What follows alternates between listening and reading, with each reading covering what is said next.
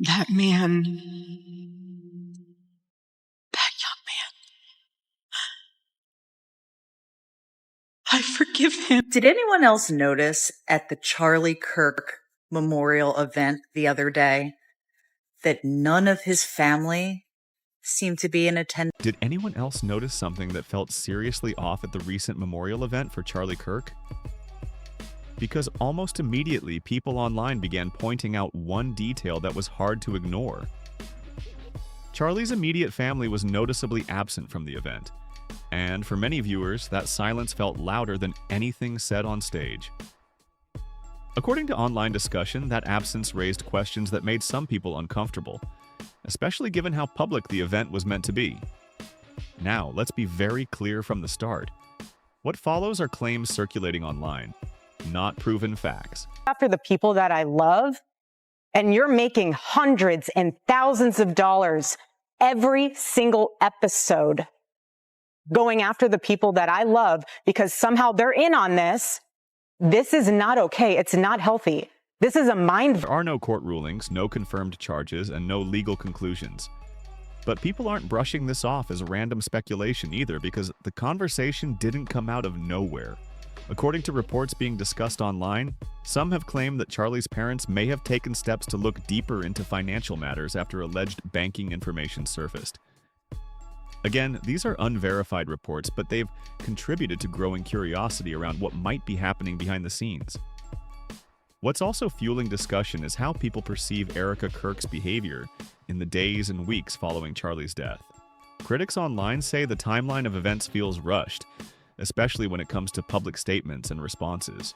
One moment that keeps coming up in discussions is how quickly Erika publicly expressed forgiveness toward another individual connected to the case.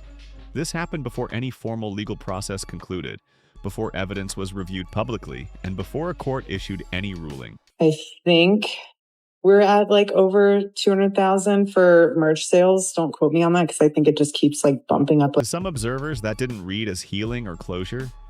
Instead, they described it as fast, strategic, and unusually definitive. That reaction alone sparked more questions, especially when paired with how firmly Erika dismissed every theory connected to Charlie's death. She didn't just disagree with speculation, she shut it down completely. Even claims raised by Candace Owens, who suggested there could be unresolved questions surrounding the incident, were dismissed outright. To skeptics, that level of certainty felt less like confidence and more like damage control, especially when other questions remained unanswered.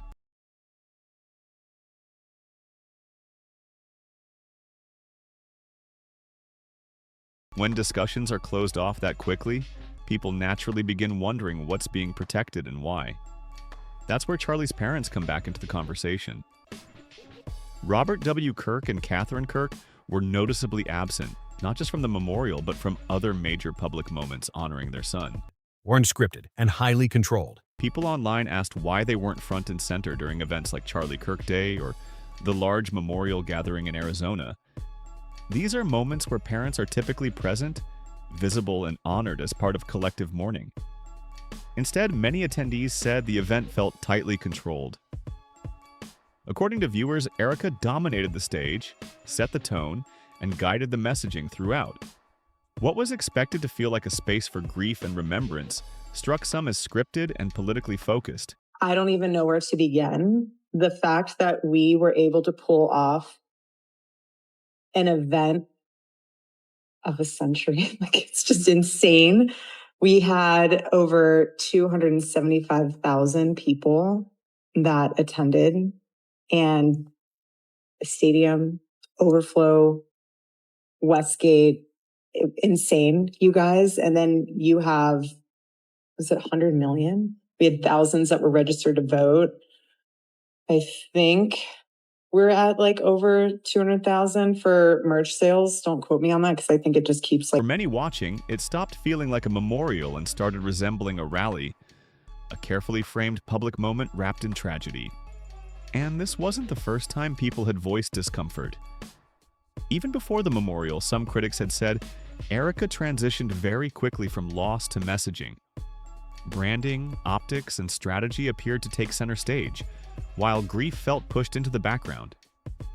Then came the moment that escalated quiet concern into louder backlash. A leaked audio recording reportedly began circulating online, and it hit hard. According to reports, the audio allegedly features Erika speaking with members of her team just days after Charlie's death. Into outright backlash. A leaked audio. What unsettled listeners wasn't just the existence of the recording, but the tone. In the audio, Erika is described as sounding upbeat, motivated, and energized. She thanks her team and speaks with confidence about next steps. To some listeners, that energy felt jarring given the timing.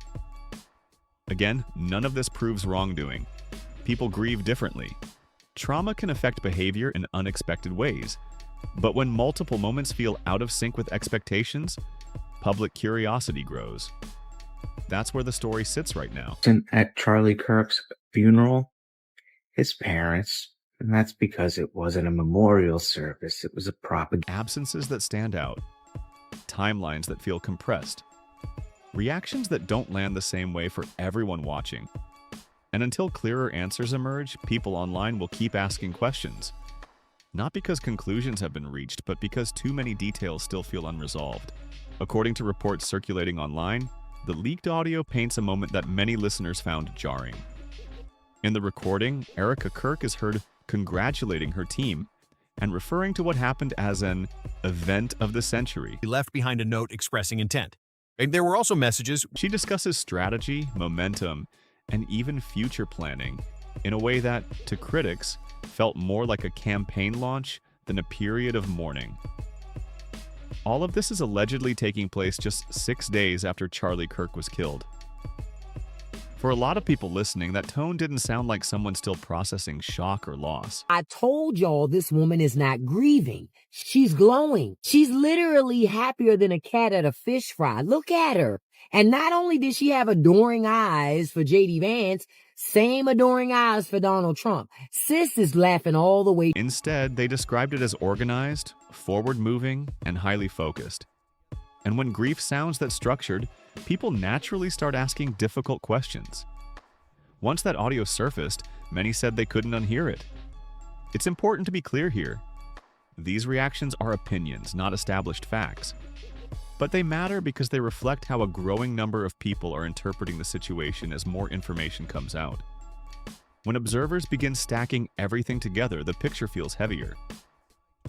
The leaked audio, the speed at which certain individuals were publicly forgiven, the firm shutdown of alternative theories, the absence of Charlie's parents from major public moments, and now alleged financial details being discussed online. I said, Turning Point USA will continue like my husband always wanted, and it'll be bigger than ever, and we're going to honor him. Individually, none of these elements prove wrongdoing, but together they've created an atmosphere where people feel unsettled, even without official conclusions.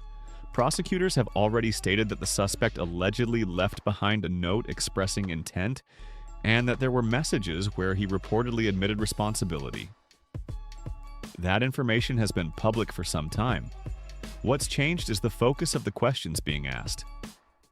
Some people are now wondering whether those messages were visible earlier than previously known.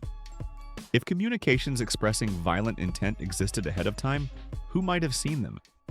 When were they noticed, if at all? And could anything have been done differently? This company is still being terminated after never having my performance questioned, after never doing anything wrong, after working tirelessly through the death of Charlie. This is wild. And you can, that's completely unsatisfactory. That single line of questioning shifted the conversation. After Charlie's death, attention didn't remain solely on the suspect. It began drifting toward the organization itself, Turning Point USA, and what was happening internally in the aftermath. People started asking who stepped into leadership roles, who took control of messaging, and how quickly the organization recalibrated. To some observers, the transition felt seamless. To others, it felt abrupt. And once the discussion moves away from a single individual and toward internal dynamics, the story no longer feels contained. It feels broader, more complex, and unfinished. That's where things stand right now. Not with answers, but with questions that haven't gone away. The entire issue and the energy right now is that people, irrespective of what's happening on paper, don't believe the story. They don't believe the story. And you are, and of course, this is only a snippet of the interview, so I'm sure more will be said here. But I'm getting that you have seen the case. You think it's a solid case. She thinks it's a solid case at least, and is saying, show everybody what you have so they can see true evil. Within her capacity of chairman and CEO of Turning Point USA, they could be more transparent about what happened that day. People don't like the stuff that they've seen about Mikey McCoy. They don't like what they've seen about Rob McCoy. They don't like the history of Rob and Mikey McCoy and their involvement here.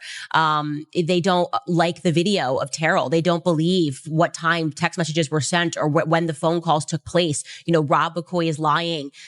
In the areas that you can control the transparency, I think doing that would be beneficial to Turning Point USA, because I don't think Turning Point USA. And a growing sense that there may be more layers to this story than initially understood.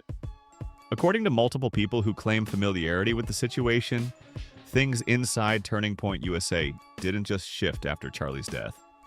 They changed fast. Several online reports suggest that employees who began asking questions didn't remain with the organization for long. Others have claimed they were quietly pulled aside and asked where they stood, what they believed, and who they were loyal to. To many observers watching from the outside, it didn't feel like leadership stepping in. It felt like people were being watched. That's when Candace Owens spoke up publicly. She said what was happening behind the scenes felt less like accountability and more like a witch hunt. According to Candace, employees were allegedly being called into offices, questioned about loyalty, and involved in closed-door conversations they were never meant to repeat. She claimed she heard directly from individuals inside the organization who felt pressured, shaken, and unsure of what would happen if they spoke honestly. And once a workplace reaches that point, everything changes. When people believe that saying the wrong thing could cost them their job, trust disappears fast. Transparency breaks down. Creativity fades. Fear takes over. What made this even harder for some to process was the timing. While these allegations were circulating, video footage surfaced showing Erika Kirk on a Zoom call addressing staff. In that meeting, she referred to everyone as family, encouraged unity, and urged people to put differences aside for the greater mission. But critics and alleged former insiders say the message on camera didn't match the reality off camera. Behind closed doors, people were reportedly being questioned, pushed out, or quietly silenced. That disconnect didn't sit right with a lot of observers. At that point, the conversation stopped being just about leadership style. It became about whether the internal environment actually reflected the values being publicly preached. And once that gap becomes visible, people start asking questions they can't ignore. Then the discussion took an even heavier turn when Candace Owens revealed she had seen messages sent to Charlie Kirk before his death. Messages she said genuinely shook him. She was careful to clarify that she does not believe those messages came directly from leadership at Turning Point USA. But once the existence of those messages became public, the conversation shifted again. People weren't just talking about grief anymore, they were talking about power, control, and who might benefit after Charlie was no longer around. That's when another rumor began spreading online. According to reports circulating on social media, Charlie had allegedly been discussing the idea of auditing Turning Point USA before his death, taking a closer look at finances, decision-making, and internal operations. For many watching from the outside, that detail stood out, not because it proves anything, but because it introduces a possible source of tension. If questions about money and control were being raised internally, it could explain why emotions were running high behind the scenes. Then there's Charlie's parents. They didn't launch media tours, they didn't release long public statements. Instead, speculation suggests they may have quietly hired a private investigator to look into what really happened to their son. That decision alone has fueled discussion. Not because it confirms wrongdoing, but because it suggests they may believe there's more beneath the surface than what's been officially explained. So this is where things stand right now. No clear answers. Just layers of unanswered questions, claims, contradictions, and uncomfortable gaps that many feel still haven't been addressed. And until those questions are answered, a lot of people believe this story is far from finished. Now, I want to hear from you. What do you think is really going on here? Drop your thoughts in the comments. If you found this breakdown helpful, make sure to like, share, and subscribe. Behind the Fame Chanel, and I'll see you in the next video.